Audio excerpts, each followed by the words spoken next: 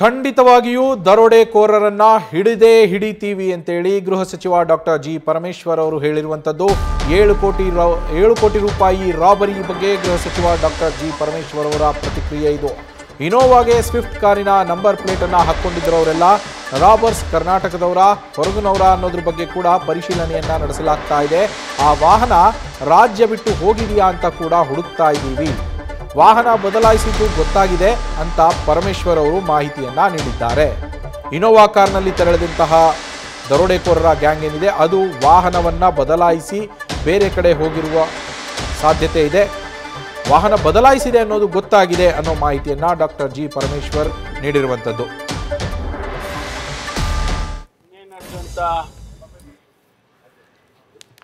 ದರೋಡೆಯಲ್ಲಿ ಈಗಾಗಲೇ ಪೊಲೀಸ್ ಎಲ್ಲ ಮಾಹಿತಿಗಳನ್ನ ಪಡ್ಕೊಂಡಿದ್ದಾರೆ. ಆ ವೆಹಿಕಲ್ಗಳೇನು ಯೂಸ್ ಮಾಡಿದ್ದಾರೆ ಅದು ಕೂಡ ಒಂದು ವೆಹಿಕಲ್ದು ಫೋಟೋ ತೆಗೆದು ಅದನ್ನು ಹಾಕಿದ್ದಾರೆ. ಅದನ್ನು ವೆರಿಫೈ ಮಾಡಲಾಗಿ ಅದು ಬೇರೆ ವೆಹಿಕಲಿನ ನಂಬರ್ ಪ್ಲೇಟ್ ಆಗಿ ಯೂಸ್ ಮಾಡಿದ್ದಾರೆ. ಆ ನಂಬರ್ನ ಹುಡುಕೊಂಡು ಹೋದಾಗ ಯಾವುದೋ ಒಂದು ಸ್ವಿಫ್ಟ್ ವೆಹಿಕಲ್ಗೆ ಅವ್ರ ಮನೆಯಲ್ಲಿ ಪಾಪ ಅವರು ಇರ್ತಕ್ಕಂಥ ವೆಹಿಕಲ್ ನಂಬರ್ನ ತಗೊಂಡು ಯೂಸ್ ಮಾಡಿದ್ದಾರೆ. ಅದು ವೆರಿಫೈ ಆಗಿದೆ. ಈಗ ಹೊರಗಡೆ ತಗೊಂಡು ಹೋಗಿದಾರ, ಅವ್ರು ಯಾವ ವೆಹಿಕಲ್ಸ್ ಅಲ್ಲಿ ಹೋಗಿದ್ದಾರೆ ಅಂತ ಗೊತ್ತಿಲ್ಲ. ಯಾಕಂದ್ರೆ ಅವರು ವೆಹಿಕಲ್ಸ್ ಅನ್ನ ಬದಲಾಯಿಸ್ಕೊಂಡಿದ್ದಾರೆ, ಹಣ ಟ್ರಾನ್ಸ್ಫರ್ ಮಾಡ್ಕೊಂಡಿದ್ದಾರೆ. ಆ ವೆಹಿಕಲ್ ಯಾವುದು ಅಂತ ನಮ್ಗಿನ್ನೂ ಕೂಡ ಒಂದಿಷ್ಟು ಮಾಹಿತಿಗಳಿದಾವೆ, ಆದ್ರೆ ನಿಖರವಾಗಿ ಇನ್ನೂ ಕೂಡ ಸಿಗ್ಲಿಲ್ಲ. ಆ ವೆಹಿಕಲ್ ಹೊರಗಡೆ ಸ್ಟೇಟ್ ಬಿಟ್ಟು ಹೋಗಿದ್ಯಾ ಇಲ್ವಾ ಅನ್ನೋದನ್ನ ನಾವು ಹುಡುಕ್ತಾ ಇದ್ದೇವೆ. ಎಂಟೈರ್ ಸಿಟಿಯ CCTV ಕ್ಯಾಮ್ರಾಗಳನ್ನೆಲ್ಲವನ್ನು ಕೂಡ ಶೋಧನೆ ಮಾಡ್ತಾ ಇದ್ದಾರೆ. ಖಂಡಿತವಾಗಿ ಹಿಡಿಯೋದಂತೂ ಗ್ಯಾರಂಟಿ, ಹಿಡಿಯೋದಂತೂ ಖಂಡಿತವಾಗಿ ಹಿಡಿದಾಕ್ತೀವಿ. ಬಿಜಾಪುರದಲ್ಲಿ 2 ಘಟನೆ ಇದೇ ರೀತಿಯಾಗಿತ್ತು. ಸಂಪೂರ್ಣವಾಗಿ ಒಡವೆ ಹಣ 58 ಕೋಟಿ ರೂಪಾಯಿದು ಒಡವೆ ಹಣ ಅದನ್ನೆಲ್ಲ ಹಿಡಿದಿದ್ದಾರೆ. ಇದನ್ನು ಕೂಡ ಅದೇ ರೀತಿ ಹಿಡಿಯೋದಕ್ಕೆ ಎಲ್ಲ ಪ್ರಯತ್ನವನ್ನು ಮಾಡ್ತಾ ಇದ್ವಿ. ಖಂಡಿತವಾಗಿ ಹಿಡಿತೇವೆ. ಸ್ಟೇಟ್ ಬಿಟ್ಟು ಹೋಗಿದಾರ ಇಲ್ಲ ಅನ್ನೋದ್ರ ಬಗ್ಗೆ ಕನ್ಫರ್ಮೇಶನ್ ಇಲ್ಲ, ಅದು ಕೆಲವು ಮಾಹಿತಿ ಇದೆ, ವೆರಿಫೈ ಮಾಡ್ತಾ ಇದೀವಿ.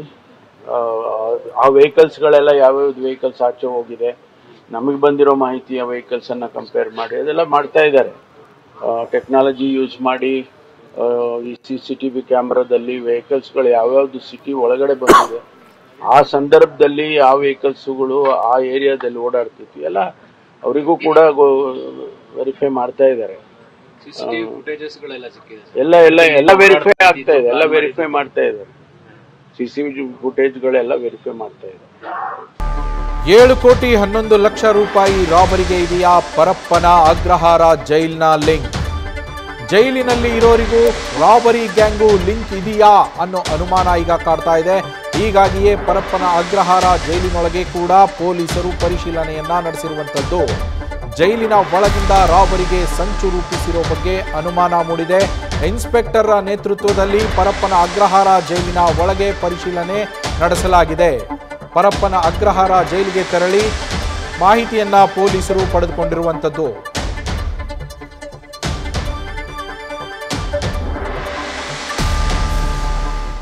ಈ ಬಗ್ಗೆ ಹೆಚ್ಚಿನ ಡೀಟೇಲ್ಸ್ ಅನ್ನ ನಮ್ಮ ಪ್ರತಿನಿಧಿ ಶಿವಕುಮಾರ್ ನೀಡ್ತಾ ಹೋಗ್ತಾರೆ, ಲೈವ್ ನಲ್ಲಿ ಜಾಯ್ನ್ ಆಗಿದ್ದಾರೆ. ಶಿವಕುಮಾರ್, ಪರಪ್ಪನ ಅಗ್ರಹಾರಕ್ಕೂ ಈ ದರೋಡೆ ಕೇಸ್ಗೂ ಕೂಡ ಲಿಂಕ್ ಇದೆ ಅನ್ನೋ ಅನುಮಾನ ಶುರುವಾಗಿರುವಂತದ್ದು. ಈ ಅನುಮಾನ ಶುರುವಾಗಿರೋದು ಯಾಕೆ? ಪೊಲೀಸರ ಪರಿಶೀಲನೆ ವೇಳೆ ಏನೆಲ್ಲ ಮಾಹಿತಿ ಸಿಕ್ಕಿದೆ ಶಿವಕುಮಾರ್?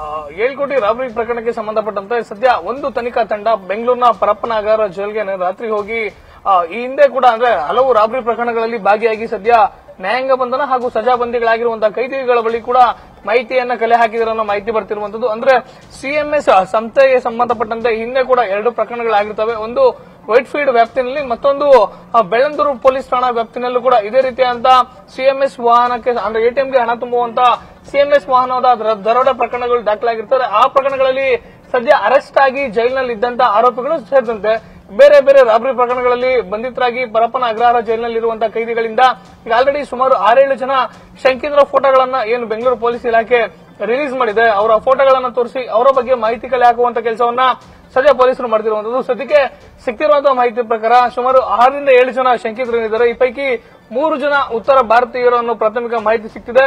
ಹೀಗಾಗಿ ಅಲ್ಲಿ ಬೆಂಗಳೂರಿನ ಪರಪ್ಪನ ಅಗ್ರಹಾರ ಜೈಲಿನಲ್ಲಿರುವಂತಹ, ಅದರಲ್ಲೂ ಎಸ್ಪೆಷಲಿ ರಾಬರಿ ಹಾಗೂ ಡಕಾಯಿತಿ ಪ್ರಕರಣಗಳಲ್ಲಿ ಅರೆಸ್ಟ್ ಆಗಿ ಜೈಲಿನಲ್ಲಿ ಇರುವಂತಹ ಸಜಾಬಂದಿಗಳು ಹಾಗೂ ನ್ಯಾಯಾಂಗ ಬಂಧನದಲ್ಲಿದ್ದಂತಹ ಆರೋಪಿಗಳಿಂದ ಫೋಟೋಗಳನ್ನು ತೋರಿಸಿ ಅವ್ರ ಬಗ್ಗೆ ಮಾಹಿತಿ ಕಲೆ ಹಾಕುವಂತ ಕೆಲಸವನ್ನ ಸದ್ಯ ಪೊಲೀಸರು ಮಾಡ್ತಿದ್ದಾರೆ. ಆದ್ರೆ ಪೊಲೀಸರಿಗೆ ಕೆಲವೊಂದಷ್ಟು ಲೀಡ್ ಸಿಕ್ಕಿದೆ ಅನ್ನೋ ಮಾಹಿತಿ ಸದ್ಯಕ್ಕೆ ಸಿಕ್ತಿರುವಂತದ್ದು. ಅಂದ್ರೆ ಪ್ರಕರಣಕ್ಕೆ ಸಂಬಂಧಪಟ್ಟಂತೆ ಪ್ರಮುಖವಾಗಿ ಯಾರು ಈ ರೀತಿಯಾದಂತಹ ಕೃತ್ಯಗಳನ್ನ ಮಾಡ್ತಾರೆ, ಯಾರು ಈ ರೀತಿಯಾದಂತಹ ಮೋಡಸ್ ಅನ್ನ ಮಾಡ್ತಾರೆ, ಪ್ರಮುಖವಾಗಿ 3-4 ವೆಹಿಕಲ್ ಅಲ್ಲಿ ಬಂದು ಅಟೆನ್ಷನ್ ಡೈವರ್ಷನ್ ಮಾಡಿ ಪೊಲೀಸರ ಗಮನವನ್ನ ಬೇರೆಡೆ ಸೆಳೆದು ಹಣವನ್ನ ಲೂಟಿ ಮಾಡುವಂತ ಕೆಲಸವನ್ನ ಯಾವ ಟೀಮ್ ಮಾಡುತ್ತೆ ಅನ್ನೋದನ್ನ ಸದ್ಯ ಇದೇ ರೀತಿಯಾದಂತಹ ಪ್ರಕರಣಗಳಲ್ಲಿ ಭಾಗಿಯಾಗಿ ಅರೆಸ್ಟ್ ಆದಾಗಿ ಜೈಲು ವಾಸವನ್ನು ಅನುಭವಿಸುತ್ತಿರುವಂತಹ ಕೈದಿಗಳಿಂದ ಪೊಲೀಸ್ ಇನ್ವೆಸ್ಟಿಗೇಷನ್ ಟೀಮ್ ಮಾಹಿತಿ ಕಲೆ ಹಾಕಿದ್ದಾರೆ ಅನ್ನೋ ಮಾಹಿತಿ ಸದ್ಯಕ್ಕೆ ಸಿಕ್ತಿರುವಂತದ್ದು. ನವೀನ್,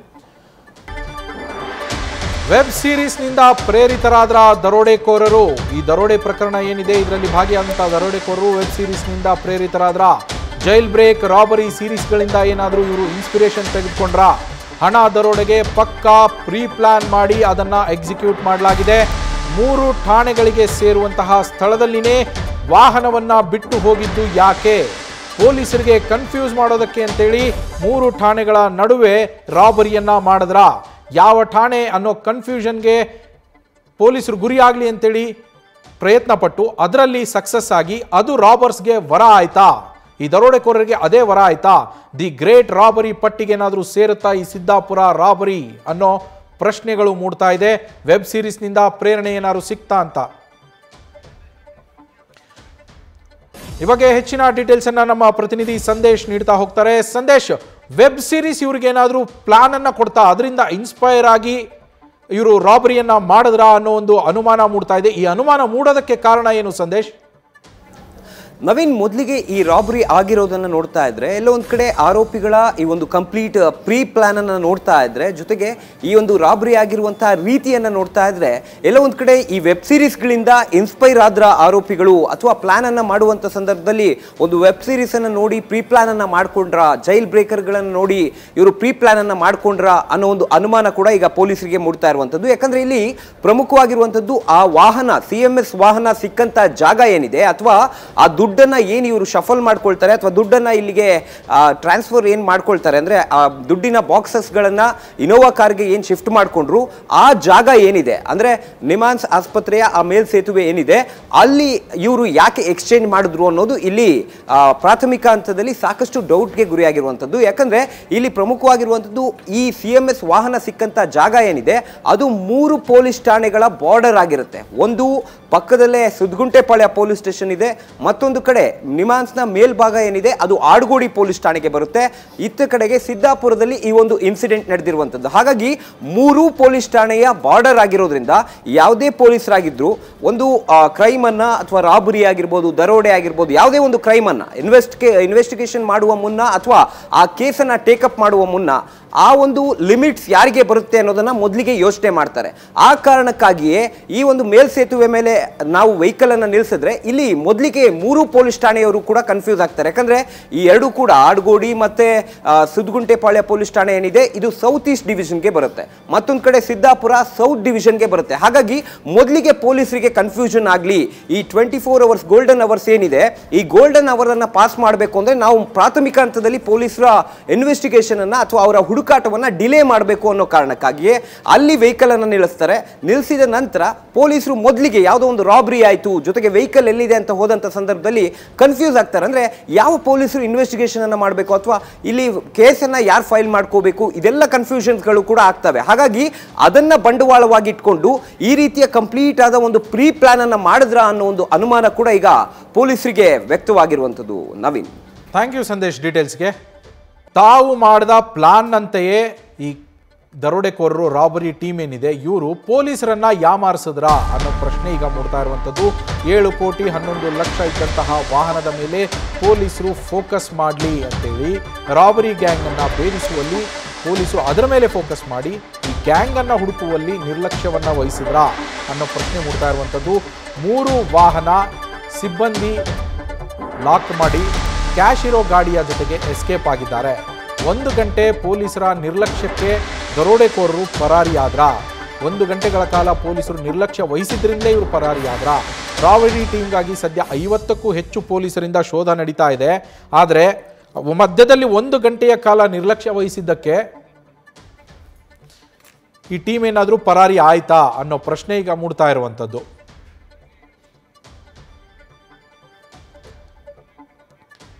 ಈ ಬಗ್ಗೆ ಹೆಚ್ಚಿನ ಡೀಟೇಲ್ಸ್ ನೀಡ್ತಾರೆ ನಮ್ಮ ಪ್ರತಿನಿಧಿ ಶಿವಕುಮಾರ್, ಲೈವ್ನಲ್ಲಿ ಜಾಯ್ನ್ ಆಗಿದ್ದಾರೆ. ಶಿವಕುಮಾರ್, ಪೊಲೀಸರೇ ನಿರ್ಲಕ್ಷ್ಯ ವಹಿಸಿದ್ರಾ ಅನ್ನೋ ಪ್ರಶ್ನೆ ಇವಾಗ ಮೂಡ್ತಾ ಇದೆ. ಈ ಪ್ರಶ್ನೆ ಮೂಡೋದಕ್ಕೆ ಕಾರಣ ಏನು? ಆ 1 ಗಂಟೆಗಳು ನಿರ್ಲಕ್ಷ್ಯ ಅನ್ನೋದು.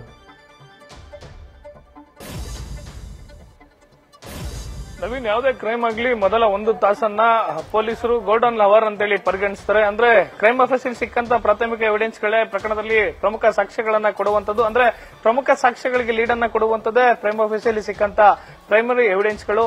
ಘಟನೆ ಆಗಿದ್ದು 12:36ಕ್ಕೆ. ಆದ್ರೆ ಅಲ್ಲಿನ ಸಿಬ್ಬಂದಿ ಅವರ ಸಂಸ್ಥೆಯವರಿಗೆ ಕರೆಯನ್ನ ಮಾಡಿ ವಿಚಾರ ತಿಳಿಸೋದಕ್ಕೆ 30 ನಿಮಿಷ ತಡವನ್ನ ಮಾಡ್ತಾರೆ.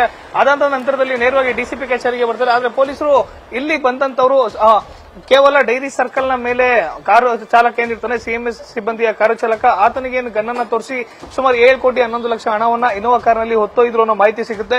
ಪೊಲೀಸರು ಕೂಡಲೇ ಮಾಡುವಂತಹ ಮೊದಲ ಎಡವಟ್ಟು ಕೇವಲ ಇನೋವಾ ಕಾರಿನ ಬೆನ್ನನ್ನ ಬೀಳ್ತಾರೆ. ಇನೋವಾ ಕಾರ್ ಮೂವ್ಮೆಂಟ್ ಎಲ್ಲಾಗಿದೆ ಅಂತೇಳಿ ಗಮನಿಸ್ತಾ ಹೋಗ್ತಾರೆ. ಆದ್ರೆ ಅದಕ್ಕಿಂತ ಮುಂಚಿತವಾಗಿ ಅಲ್ಲಿದ್ದಂತ ಇಬ್ರು ಗನ್ಮ್ಯಾನ್, ಓರ್ವ ಹ್ಯಾಂಡ್ಲರ್ ಏನಿರ್ತಾನೆ, ಅಂದ್ರೆ ಹಣವನ್ನ ಎಟಿಎಂ ಮಿಷನ್ಗೆ ತುಂಬುವಂತ ವ್ಯಕ್ತಿ, ಅವರನ್ನು ಕೂಡ 2 ಬೇರೆ ವೆಹಿಕಲ್ ಗಳಲ್ಲಿ ಕೂರಿಸಿಕೊಂಡಿದ್ರು ಅನ್ನೋ ವಿಚಾರಗಳು ಸದ್ಯಕ್ಕೆ ಬರ್ತಿರುವಂತದ್ದು. ಅಶೋಕ ಪಿಲ್ಲರ್ನ ಬಳಿ ಮೊದಲಿಗೆ ಬಂದು ವಾಹನವನ್ನ ಇನೋವಾ ಕಾರ್ನಲ್ಲಿ ಅಡ್ಡಗಟ್ಟದಂತ ಸಂದರ್ಭದಲ್ಲಿ ಕೇವಲ ಇನೋವಾ ಕಾರ್ ಇರೋದಿಲ್ಲ, ಇನೋವಾ ಕಾರ್ನ ಜೊತೆಯಲ್ಲಿ ಜೆನ್ ಮತ್ತೆ ವ್ಯಾಗ್ನರ್ 2 ಕಾರ್ಗಳು ಕೂಡ ಬಂದಿರ್ತಾರೆ. ಒಟ್ಟಾರೆಯಾಗಿ 3 ಕಾರ್ಗಳಲ್ಲಿ ದರೋಡೆಕೋರರು ಬಂದಿರುವಂತದ್ದು.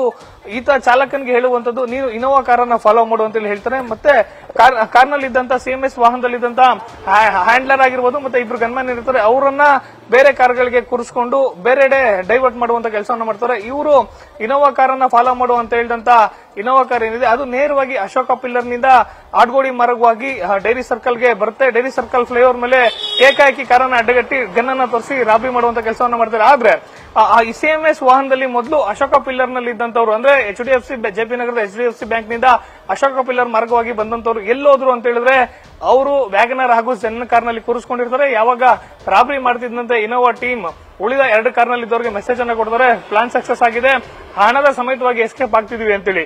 ಅವರು ಡೈರಿ ಸರ್ಕಲ್ ನಿಂದ ಆಡ್ಗೋಡಿ ಮಾರ್ಗವಾಗಿ KR ಪುರಂ ಓಲ್ಡ್ ಮಡ್ರಾಸ್ ರಸ್ತೆ ಮೂಲಕವಾಗಿ ಮಾಲೂರ್ಗೆ ಏನು ತಲುಪ್ತಾರೆ. ಅಂದ್ರೆ KR ಪುರಂನ ಭಟ್ರಳ್ಳಿಗೆ ತಲುಪುವಂತ ವೇಳೆಯಲ್ಲಿ, ಅಂದ್ರೆ ಸಿಟಿಯಿಂದ ಹೊರಗಡೆ ಹೋಗುವವರೆಗೂ ಕೂಡ ಈ ಸಿಬ್ಬಂದಿಯನ್ನ ಬಿಡೋದಿಲ್ಲ. ಜೆನ್ ಹಾಗೂ ವ್ಯಾಗನ್ ಇದ್ದಂತವ್ರು ಅಲ್ಲೇ ಉಳಿಸ್ಕೊಂಡಿರ್ತಾರೆ. ನಂತರ ಅವರನ್ನ ಬಿಟ್ಟು ಕಳಿಸುವಂತದ್ದು. ಈ ವಿಚಾರ ಪೊಲೀಸರಿಗೆ ಗೊತ್ತಾಗುತ್ತೆ. ಆದ್ರೆ ಪೊಲೀಸರು ಎಲ್ಲ ಒಂದ್ ಕಡೆ ಕೇವಲ ಹಣ ಹೊತ್ತೊಯ್ದಂತ ಇನೋವಾ ಕಾರನ್ನೇ ಫಾಲೋ ಮಾಡಿ ಪ್ರಕರಣದಲ್ಲಿ ಎಡವೋದ್ರ ಅನ್ನೋ ಪ್ರಶ್ನೆಗಳು ಸದ್ಯಕ್ಕೆ ಮೂಡ್ತಿರುವಂತದ್ದು. ಹಣ ಇದ್ದಂತ ವೆಹಿಕಲ್ ಸಿಟಿಯಿಂದ ಹೊರಗಡೆ ಹೋಗುವವರೆಗೂ ಕೂಡ ಆರೋಪಿಗಳು ಸಿಎಂಎಸ್ ಸಿಬ್ಬಂದಿಯನ್ನ ಬಿಟ್ಟಿರೋದಿಲ್ಲ, ಅವರನ್ನ ಹಿಡಿದಿಟ್ಕೊಂಡಿರ್ತಾರೆ. ನಂತರ ಅವರನ್ನ ಬಿಡುವಂತ ಕೆಲಸವನ್ನ ಮಾಡ್ತಾರೆ. ಜೊತೆಗೆ ಇನೋವಾ ವೆಹಿಕಲ್ ಹೋದಂತ ಸಮಯಕ್ಕೂ ಜೆನ್ ಹಾಗೂ ವ್ಯಾಗನರ್ ಸಿಟಿಯನ್ನ ಪಾಸ್ ಆದಂತ ಸಮಯಕ್ಕೂ ಸುಮಾರು 40 ನಿಮಿಷಗಳು ವ್ಯತ್ಯಾಸ ಇರುವಂತದ್ದು. ಆರೋಪಿಗಳು ಬೆಂಗಳೂರಿನ ಔಟ್ಸ್ಕರ್ಟ್ಗೆ ಹೋಗಿದ್ದಾರೆ, ಮಾಲೂರ್ನ ಕಡೆಗೆ ಹೋಗಿದ್ದಾರೆ, ಹೊಸಕೋಟೆ ಕಡೆಗೆ ಹೋಗಿದ್ದಾರೆ ಅನ್ನೋ ಶಂಕೆ ಇದೆ. ಆದ್ರೆ ಕರ್ನಾಟಕದಿಂದ ಹೊರಗಡೆ ಹೋಗ್ಲಿಕ್ಕೆ ಸಾಧ್ಯನೇ ಇಲ್ಲ. ಯಾಕಂದ್ರೆ ಕರ್ನಾಟಕದಿಂದ ಬೇರೆ ರಾಜ್ಯಕ್ಕೆ ಸಂಪರ್ಕವನ್ನು ಕಲ್ಪಿಸುವಂತ ಟೋಲ್ಗಳೇನಿದೆ, ತಮಿಳುನಾಡು ಮಾರ್ಗದ ಟೋಲ್ಗಳಾಗಿರ್ಬೋದು, ಆಂಧ್ರಕ್ಕೆ ಸಂಪರ್ಕ ಕಲಿಸುವಂತ ಟೋಲ್ಗಳಾಗಿರ್ಬೋದು, ಎಲ್ಲೂ ಕೂಡ ಈ ಒಂದು ವೆಹಿಕಲ್ಗಳಿದೆ, ಇವು ಪಾಸ್ ಆಗಿಲ್ಲ ಅನ್ನೋ ಮಾಹಿತಿ ಸದ್ಯಕ್ಕೆ ಸಿಕ್ಕಿರುವಂತದ್ದು. ಆರೋಪಿಗಳು ಕರ್ನಾಟಕದ ಔಟ್ಸ್ಕರ್ಟ್ಗಳಲ್ಲೇ ಇದ್ದಾರೆ. ಹೀಗಾಗಿ ಸುಮಾರು 50ರಿಂದ 60ಕ್ಕೂ ಹೆಚ್ಚು ಜನ ಪೊಲೀಸರು 4 ಪ್ರತ್ಯೇಕ ತಂಡಗಳನ್ನ ಮಾಡಿಕೊಂಡು ಆರೋಪಿಗಳಿಗಾಗಿ ಬಲೆಯನ್ನ ಬೀಸಿರುವಂತದ್ದು. Naveen, thank you Shivakumar ಡೀಟೇಲ್ಸ್ಗೆ.